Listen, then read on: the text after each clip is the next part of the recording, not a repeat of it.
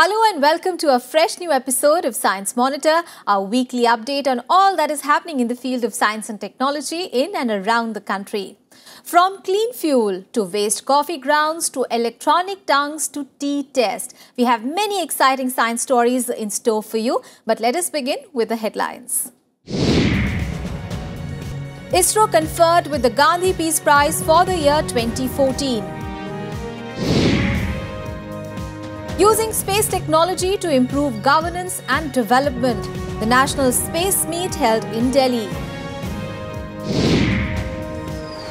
Remains of our morning coffee may now fuel our car. Computer gets taste buds. Innovative electronic tongue makes tea tasting easier. In our In Focus segment today, we will discuss about the cause, symptoms and preventive measures of dengue. And now the news in details. After 77 satellites and many missions, ISRO, needless to say, is today a household name. From its humble beginnings in Thumpa to one of the 6 largest space agencies of the world, ISRO has much more to contribute. Now, recognizing ISRO's achievements and contributions towards the betterment of Indian society, ISRO has been conferred with the Gandhi Peace Prize for the year 2014. Here are the details.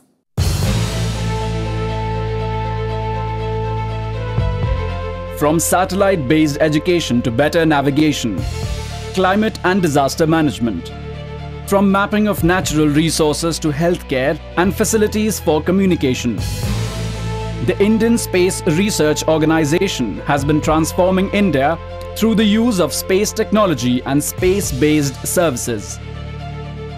Recognizing ISRO's immense contributions towards sustainable economic development of the country, President of India Shri Pranab Mukherjee awarded ISRO the Gandhi Peace Prize 2014 on 9th September. A.S. Kiran Kumar, Chairman of ISRO, received the honour on behalf of the organisation at the award function held at Rashtrapati Bhavan. The prize consists of an award money of ₹1 crore, a plaque and a citation.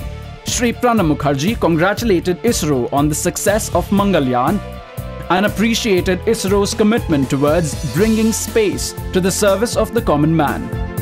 Vice President of India Muhammad Hamid Ansari, Prime Minister Narendra Modi were also present at the function. The Gandhi Peace Prize was instituted in the year 1995 on the occasion of the 125th birth anniversary of Mahatma Gandhi. This annual award is given to individuals and institutions for their contributions towards social, economic and political transformation through non-violence and other Gandhian methods.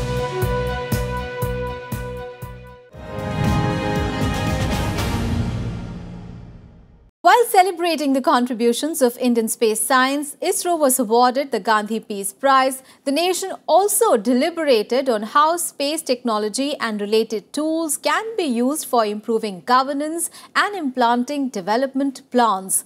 What transpired at the national meet on promoting space technology based on tools and applications in governance and development recently held in Delhi? Let us see in this report.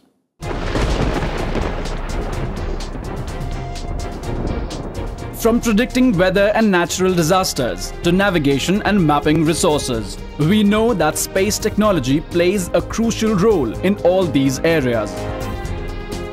How can space technology be used in governance and development?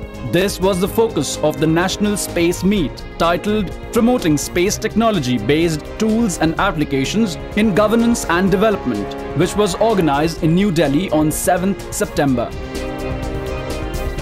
The meeting was aimed at bringing together various ministries, departments and state governments to deliberate on the utilization of space technology in improving governance and development. The objectives also included using space technology in preserving ecosystems, better managing and conserving natural resources, improving disaster management support and helping the states by building state-level geospatial data repository and delivering state-specific applications.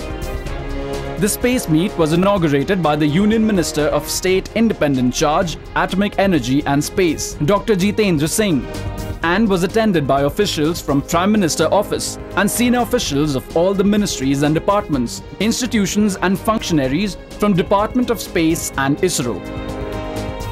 Addressing the participants, Prime Minister Shri Narendra Modi called for bridging the gap between the common man and the space technology and utilizing space technology for the benefit of the common man. हम ये मान के चले कि good governance के लिए, transparency के लिए, एफिशिएंसी के लिए, अकाउंटेबिलिटी के लिए, रियल टाइम डिलीवरी के लिए, रियल टाइम मॉनिटरिंग के लिए टेक्नोलॉजी ये सबसे ताकतवर हमारे पास माध्यम होता है.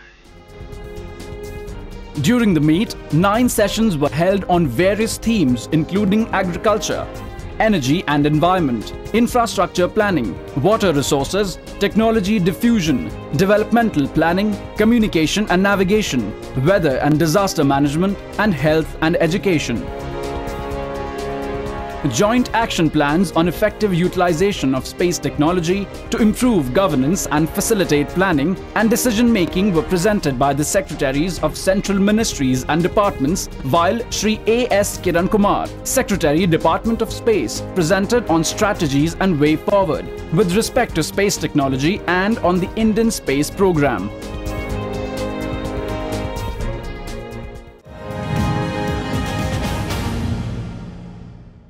With fossil fuels like coal and petroleum depleting at a fast pace, the need for cleaner alternative fuels is undeniable. And what if the remains of the coffee that fuel us in the morning can fuel our vehicles? Yes, a team of researchers have developed a novel technology which can convert waste coffee ground to a source of clean fuel. More in this report.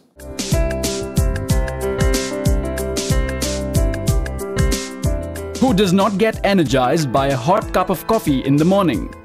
And what if the waste coffee grounds can be used to power your car?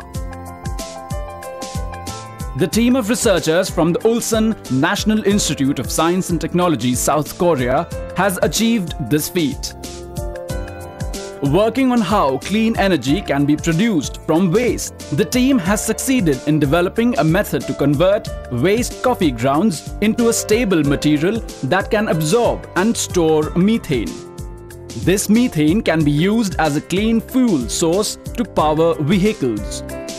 The study consisted soaking waste coffee grounds in potassium hydroxide and heating to 700 to 900 degrees Celsius to produce a stable material with a form of activated carbon. This activated carbon is a good methane absorbent and can be used for methane capture. The method overcomes the risk issues and bulkiness associated with storing methane in compressed gas cylinders. The technique is cost-effective, eco-friendly and takes only a day to be produced. While this process offers a new ray of hope to reduce pollution through cleaner fuel, it also helps mitigate the effects of climate change by promoting the absorption of atmospheric methane, which is considered a greenhouse gas. The results of the study have been published in the journal Nanotechnology.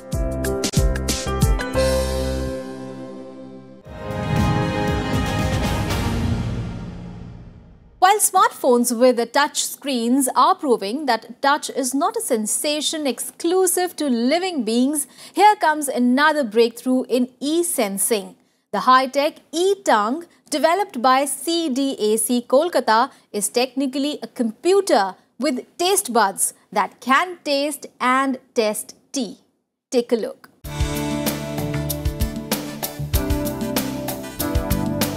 Undeniably, electronics rules almost all aspects of our lives today. The latest in rage are the advanced e-sensing technologies that can imitate human senses like smell and touch.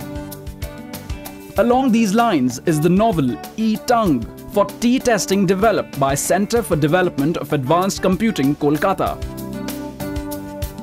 These e-tongue systems can be used to characterize the taste of tea distinguishing tea samples having different astringency values with an accuracy of more than 85%, as well as to monitor the aging of tea. The e-tongue has been developed under CDAC Kolkata's application of electronics in agriculture and environment, or the e-Agri-N project. The innovative portable e-tongue system with user-friendly software allows automation of tea testing with a single mouse click. We have developed electronic tongue also using voltammetric technique, once again an array of electrochemical sensors, and that can objectively find out the quality of tea to start with, that is how strong the tea are, how astringent the tea is, and that can be found out.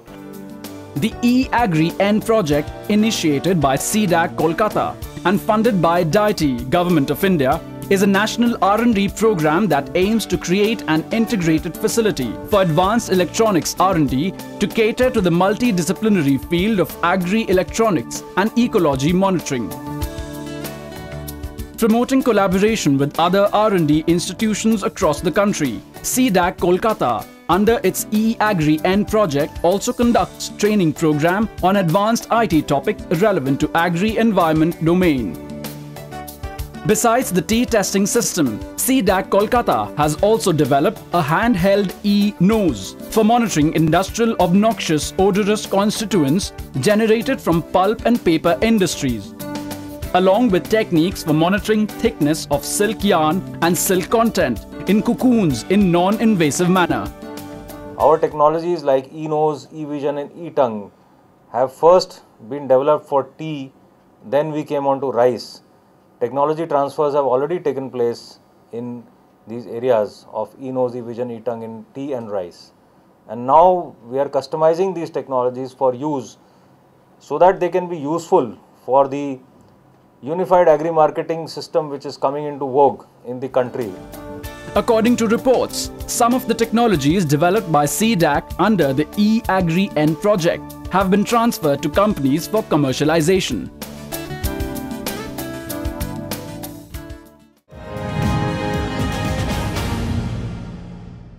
And now it is time to take a short break. We'll be back with more science news. Keep watching Science Monitor.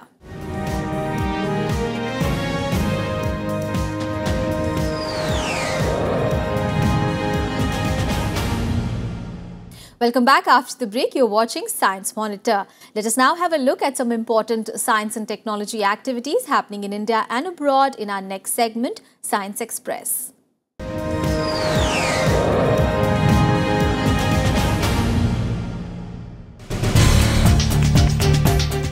In a major step towards promoting renewable energy in the country, the Union Cabinet has approved the National Offshore Wind Energy Policy. With this approval, the Ministry of New and Renewable Energy has been authorized as the nodal ministry for use of offshore areas within the exclusive economic zone of the country. And the National Institute of Wind Energy has been authorized as the nodal agency for development of offshore wind energy in the country. The approval brings with it the scope of offshore wind energy development, including setting up of offshore wind power projects and R&D activities. Pinkathon, the annual 10-kilometer marathon aimed at raising awareness about breast cancer, was conducted in the national capital Delhi on 6 September. This was the third edition of Pinkathon organized by United Sisters Foundation. The run saw the enthusiastic participation of thousands of women, cheering towards creating awareness about women's health issues. Celebrating the ecological diversity of the Himalayas and drawing attention to the need of preserving the same, the state of Uttarakhand on 9 September celebrated Himalaya Day. The event, organized at Gandhi Park in the state capital Dehradun, was aimed at raising awareness regarding afforestation and conserving the mountains and ecology of the region. The event was attended by Chief Minister Harish Rawat, along with noted environmentalist and pioneer of Chipko movement, Sundarlal Bahuguna, and school children. अगले साल से हम और विभागों को भी और संगठनों को भी और जन संगठनों को भी इस अभियान का हिस्सा बनाने जा रहे हैं और ये एक रेगुलर फीचर होगा हर साल जो है, ताकि हम हिमालय की मुहिम को जन मुहिम और राष्ट्रीय अंतर्राष्ट्रीय मुहिम के रूप में परिवर्तित करने का काम है। Students also conducted a rally highlighting the importance of planting trees on this occasion. With the aim of promoting organic farming, a 3-day-long organic fair and food festival was conducted in Shimla during 7th to 9th September. The fair was organized by State Agriculture Department with the aim of popularizing organic farming in the state. जो ये organic food festival है, ये हम last 5 साल से यहाँ पे लगा रहे हैं। इसमें हमारा मकसद पैसा कमाना नहीं है, बल्कि लोगों को इंट्रोड्यूस करना है कि ऑर्गेनिक जो रॉ मटेरियल, ऑर्गेनिक जो चीज़, ऑर्गेनिक जो फूड होता है वो क्या होता है, उसकी क्या वैल्यू होती है, और इस तरह से हम इसको डिस्प्ले करते हैं। The fair saw the participation of farmers from different districts of the state, who also displayed their various agricultural products to the visitors. In a shocking new study, researchers from the Kerala Forest Research Institute have declared that a few plant species which were once abundant along the west coast, especially the coastal belt of Kerala, have become locally extinct.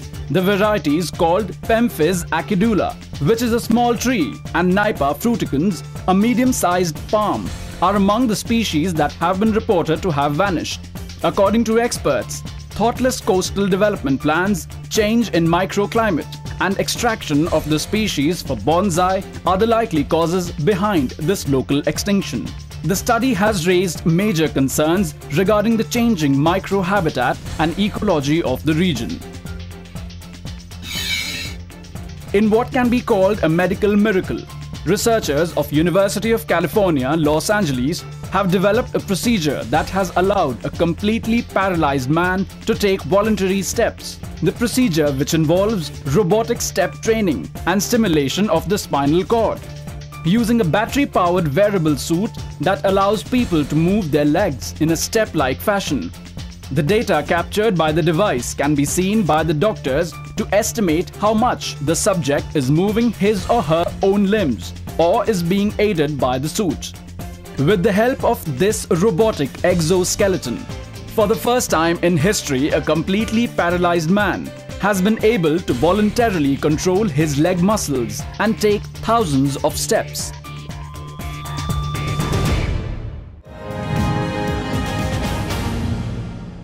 Monsoon. While it is the season for splashing rains and hot tea, monsoon is also the time for infections. With pathogens breeding uncontrollably, problems like fever, chills and stomach infections become common.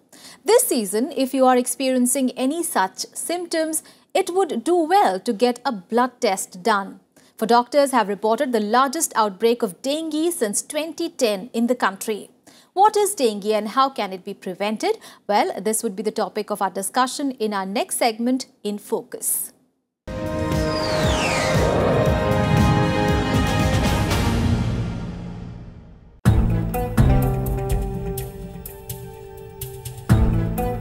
With the monsoons playing out in most parts of India, the country has seen a sharp rise in dengue cases in the past few weeks. The national capital Delhi alone recorded 1,259 dengue cases in 2015. Doctors have reported this as the biggest outbreak of dengue since 2010. The history of dengue fever can be traced back to Chinese medical encyclopedia during 265 to 420 AD, which refer to the infection as a water poison related to flying insects. Today, centuries after the symptoms and causes of dengue are well described, 15th of June every year is observed as International Anti-Dengue Day. Dengue, also known as breakbone fever, due to the immense joint pain it results in, is a mosquito-borne tropical infection caused by the dengue fever virus. Dengue fever viruses are a group of 4 closely related strains that are similar to the viruses that cause yellow fever. According to estimates, more than 1/3 of the world's population is at risk of infection by dengue virus.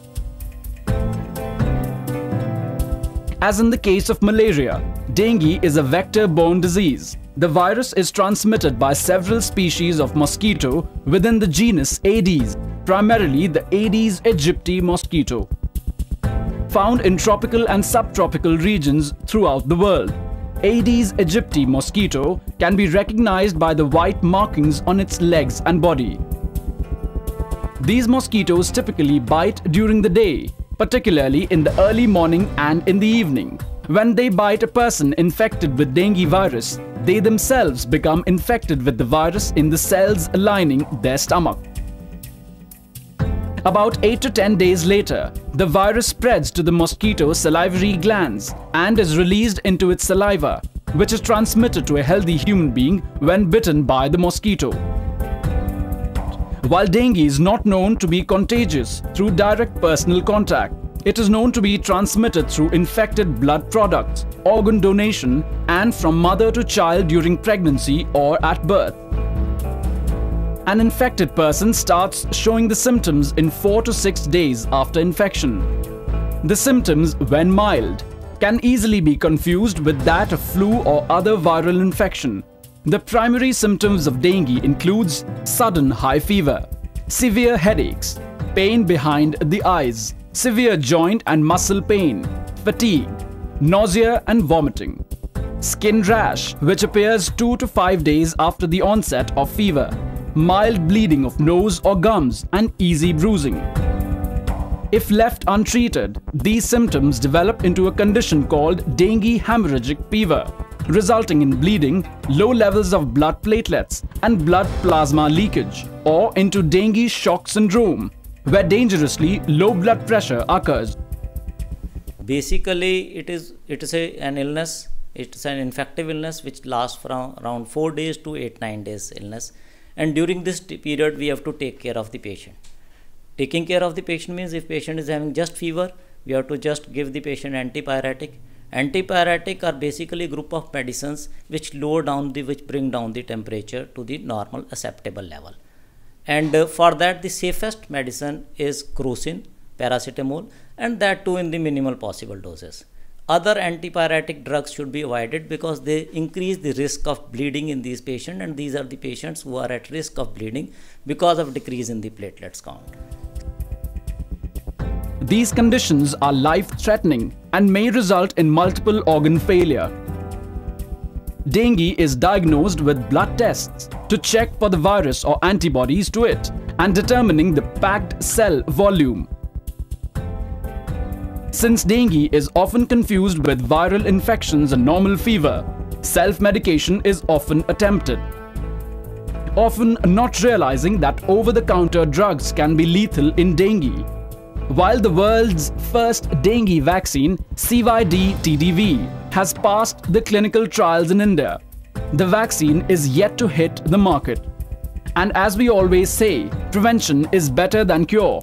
Hence, there are some tips which experts recommend to prevent dengue.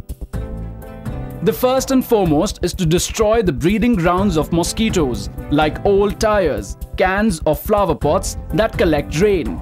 Regularly changing the water in outdoor bird baths and pets' water dishes and water coolers helps in preventing the breeding of mosquitoes. Use mosquito repellents and mosquito nets. When outdoors, wear long-sleeved shirts and long pants tucked into socks. When indoors, use air conditioning if available. Make sure window and door screens are secure and free of holes. Once symptoms are detected, the patients should be isolated and provided proper rest, with plenty of fluids and quick medical counsel. Dengue is today a worldwide problem, and as long as specific vaccines and cure are available, prevention is our only weapon.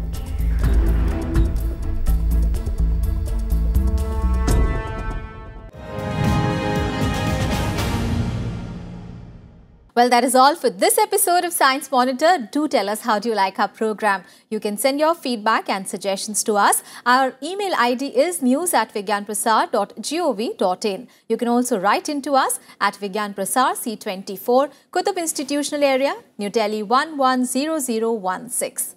Well, that is all for today, but we'll be back with fresh news stories on science and technology again next week.